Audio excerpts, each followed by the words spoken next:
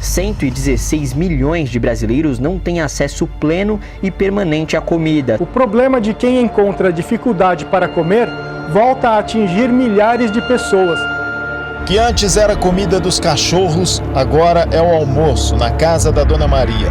Para hoje só tem osso e um resto do arroz de ontem. Tomam um café, não sabem se vão almoçar, almoçam, não sabem se vão jantar. A situação da fome piorou ainda mais com a pandemia. Falta comida, não sabe quando voltará a se alimentar. Nós nunca passamos uma situação tão séria. As geladeiras estão vazias. A fome está batendo cada vez mais forte na casa dessas pessoas. Domingo, a gente não tinha nem nada que comer, porque eu tô desempregada. Aí tá difícil.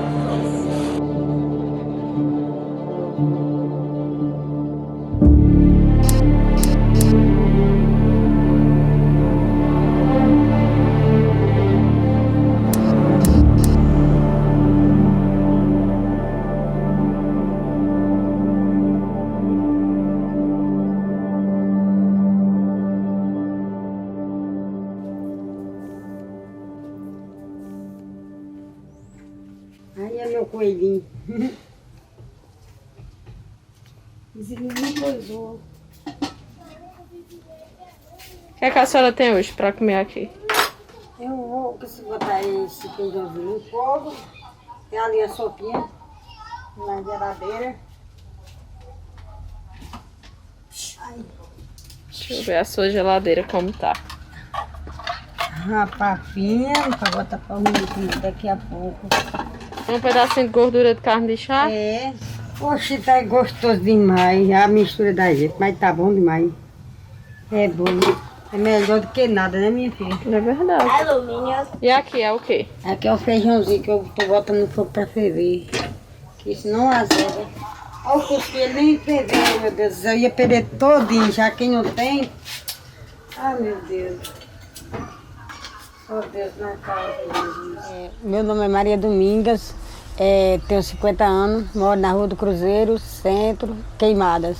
Nasci, bem dizer, aqui. Eu vim pra aqui, eu tinha 5 anos. E o que trouxe a senhora pra cá? Foi que minha mãe era muito pobre, carente, nós passávamos necessidade no sítio. Aí, né, minha mãe pegou, veio alugar uma casinha aqui na rua, aí nós viemos morar aqui. Quando a gente veio morar aqui, minha mãe só tinha uma cama, 2 tamboretes e as panelinhas pra gente morar. E a vida é muito complicada. Para quem é pobre, é sofrimento. Tem vezes que não tem um pão para tomar café. Tem vezes que não tem nadinha dentro de casa para dar aos meninos. Aí eles vão na casa dos vizinhos, pedem um pão, pedem um arroz, pedem um pouquinho de açúcar. Aí que sem alimentação dentro de casa. Ontem mesmo ele foi pedir umas coisinhas à vizinha. Dona Maria também me deu um pouquinho de comida também. Caso que tem vezes que eu não tenho nada dentro de casa. Hoje mesmo estava meio perturbado, meio nervosa, caso que faltando assim um café, uma coisa e outra, né? Caso que as coisas estão muito caras, o dinheirinho que a gente pega, ou pega da Bolsa Família é pouco, né? Paga um gás, aí pega, vai comprar uma feira daquela do carro, vai embora o dinheiro, pronto. Aí não faz nada. Aí vai, ou senão vai no mercado com o restinho do dinheiro, pronto. Aí acabou, aí não dá para comprar nada. O Brasil da pandemia produz imagens dramáticas.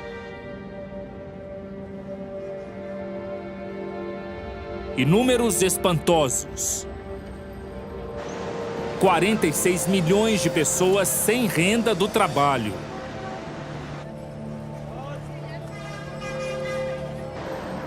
Inflação de 2 dígitos. 14 milhões em extrema pobreza. E a fome, que parecia controlada, volta a atormentar. Quase 60% da renda de quem ganha um salário mínimo está indo só para comprar alimentos e é por isso que está difícil viver para muita gente. Hoje mesmo não tem nem o café para botar para eles tomar, mas Deus vai abençoar primeiramente, né? Mas a gente pedir força a Deus, pode ficar desesperado, caso que Deus disse, você tem que ter calma, paciência, caso que Tem vezes que eu fico nervosa, mas eu peço força a Deus. Estou com diabetes também, que uma médica descobriu, aí eu disse a ela que eu não ia deixar de comer não, a comida que tivesse eu ia comer, não era tudo. Que eu não vou parar de comer não, porque se eu parar de fazer dieta, é pior, aí pronto, aí morro mais depressa. No meio mundo de doença que eu estou, no meio mundo de saúde, só que é por dentro a doença, não é por fora. Aí está enraizada. Aí pronto. Ela está enraizada e estou esperando a biópsia chegar para mostrar o outro ultrassom que eu peguei, para poder mostrar a médica, para poder marcar a cirurgia. Esse é o lado da senhora? É. Pode atender.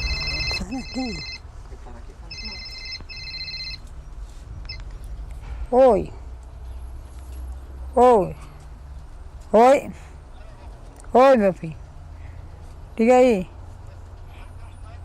Não, meu filho, estou esperando ainda, viu? Estou esperando, viu? Tá certo? Quando eu sair, eu lhe digo. Tá, meu filho, tá bom. Tá certo. Daqui a pouco eu te retorno, viu? Tá certo, tchau. É para cobrar dinheiro do CAI.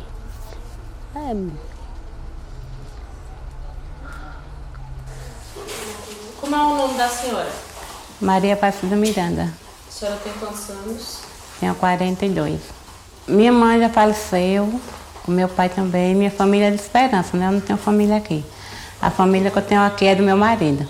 Aí moro aqui faz 22 anos. Eu moro aqui.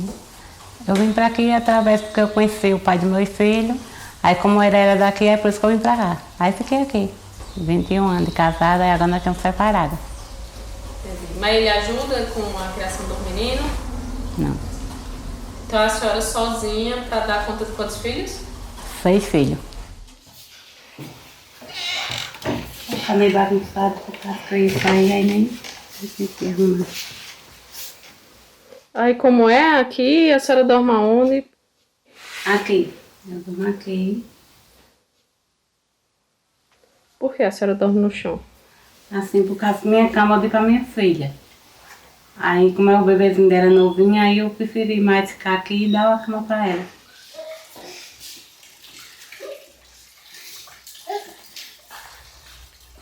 Meu nome é Denise Miranda. Quantos anos você tem? Tenho 22. Aqui é um pouco complicado, porque eu tenho 2 crianças e ela também tem. Tem dia que a gente consegue manter eles, tem dia que a gente passa por necessidades. Aí é meio complicado. Chegou o dia do menino querer tomar café, não tinha.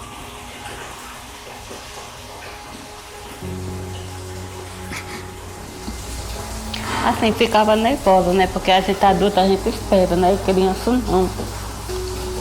Mas pedia força a Deus e Deus ajudava. Tipo, manhã eu trabalho vendendo esses bilhetes. Eu não posso trabalhar porque meu bebê novinho não fica com ninguém. E eu também não deixo também com ninguém. Aí ela é mãe que mantém mais a casa só, porque a gente, tipo, eu tiro o Bolsa Família, ela também tira. Aí a gente tem que pagar aluguel, água, luz, gás, tudo. Tudo é com eu e ela aqui em casa. A hora que você dá uma cesta básica, você está determinando o que ela tem que comer, não é? A Bolsa Família dá o fato de ser uma renda monetária irregular, todo mês ela sabe que o dinheiro chega pelos bancos públicos, né? Caixa Econômica, Banco do Brasil, dá às pessoas essa liberdade que elas não conheciam. Bom, eu posso comer macarrão em vez de arroz, né? Eu posso experimentar isso, quer dizer, esse leque de escolha, o espectro de escolhas, por mais mínima que seja, para nós isso é banal, nós fazemos todos os dias, podemos fazer, é muito importante do ponto de vista de uma democracia.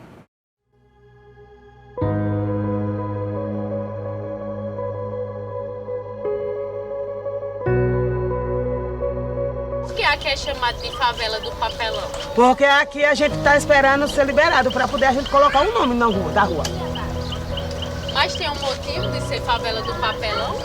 Não, porque antigamente as outras barracas eram tudo papelão. Aí botaram esse nome, favela do papelão. Quando eu cheguei aqui, a favela já era muita gente aqui na favela.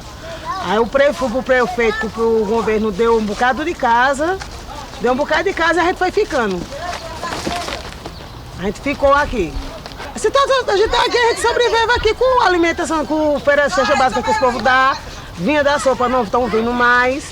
Já teve um tempo aqui que a gente passou muita fome aqui.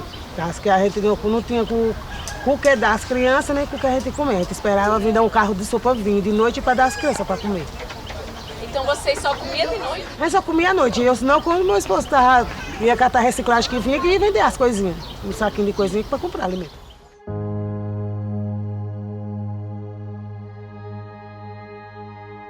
Aí a gente vai descendo para Cacimba, onde meu pai fez.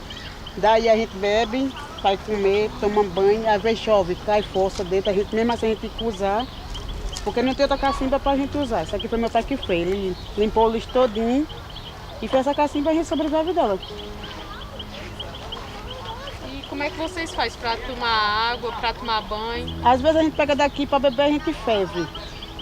E pra tomar banho é a mesma coisa. E qual foi a história do teu filho que tu falou? Meu menino uma vez estava brincando aqui com os amiguinhos dele, aí veio pro lado da cacimba e caiu dentro. E passou 1h30 dentro d'água. Aí meu menino de 10 anos achou ele, junto com um amigo dele. Levamos para ali, meu marido para primeiro socorro. Meu ficou entre a vida e a morte. E levou ele para o hospital. Ele passou 10 dias internado, com pneumonia que deu também, parada respiratória. Com 10 dias depois a gente veio para casa. Meu esposo cata reciclagem. Na minha casa também, não sei se vocês viram também, dentro de casa também não tem colchão, que é um bocado de pano forrado. E assim a gente vai vivendo. Porque como que não come, quando vem dar, não come. Quando não tem, a gente vai para as portas pedir, lá para as casinhas que tem ali e pronto. Aí nós come. O que, moço?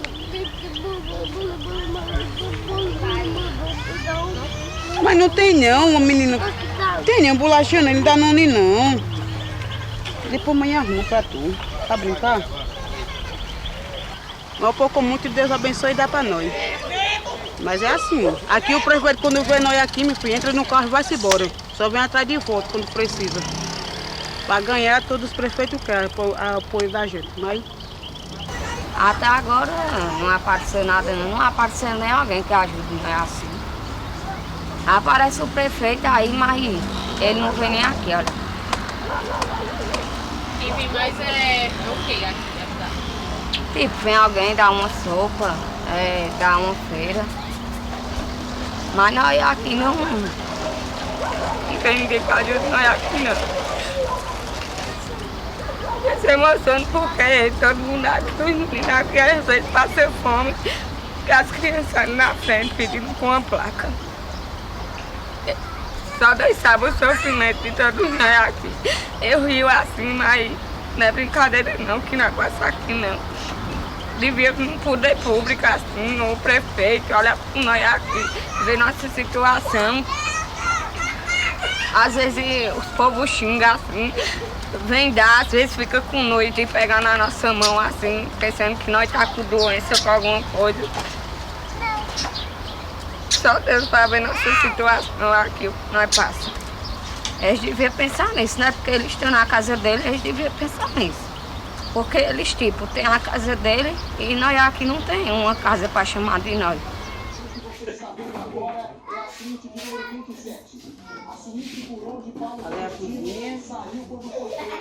Quer me mostrando? Isso aqui é o quê? Aqui, ó. Aqui é o quarto. Mostra aí. Aqui é o quarto. Aqui dorme quem? Aqui era meu menino, mas meu menino novo morreu. O bebê, que é meu sobrinho, a televisão, os móveis de botar roupa. Aqui é outro quarto.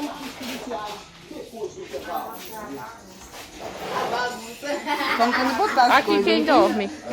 É um o banheiro. É, mas não tem vaso não. Aí como é que vocês fazem? Nós fazemos o balde e jogamos ali. E aqui é a cozinha. Aqui é a geladeira. Mostra aí a geladeira.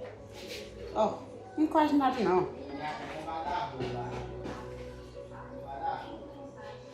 Aqui é o fogão. E pra... Ali era uma pia, mas quebrou. E pra cozinhar agora, com esses gás altos, tudo caro? Minha mãe cozinha na lenha. Ali o foguinho de lenha dela.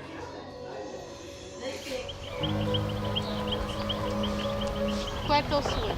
Meu sonho? Ganhar minha casa própria. Para mim e minhas 7 crianças.